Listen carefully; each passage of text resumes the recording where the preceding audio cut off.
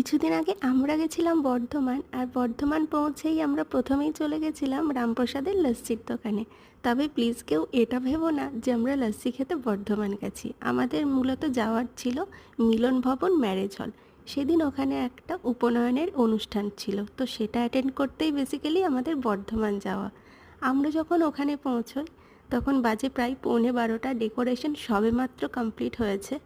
আমরাই হচ্ছি সেই প্রথম তিনজন যারা ওখানে সববার আগে পৌঁছেছি। আর এই হচ্ছে আমাদের সকলের প্রিয় বিজয়াদি। মুকুটের ছিল পৈতে, তো এই দুই কাছের মানুষের জন্য সেদিন আমাদের বর্ধমান যাওয়া। এবার আসি খাওয়া দাওয়ার পর্বে। স্টার্টারে ছিল কোল্ড ড্রিঙ্কস আর ফুচকা।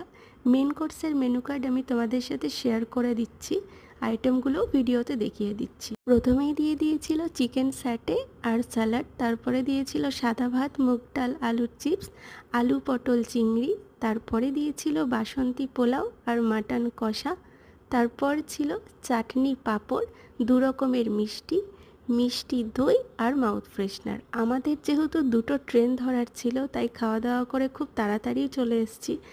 এই হচ্ছে রিমিদির কানের, আর এর হচ্ছে রিমিদির অবস্থা। অ্যাকচুয়ালি রিমিদি বলে না, আমাদের মেয়েদের প্রত্যেকেরই এরকম অবস্থা হয়। কোনো অনুষ্ঠান বাড়ি যখন যাই একরকমভাবে, আর ফেরার সময় বিধ্বস্ত হয়ে ফিরি আর এক রকমভাবে। ভিডিওটা কেমন লাগলো অবশ্যই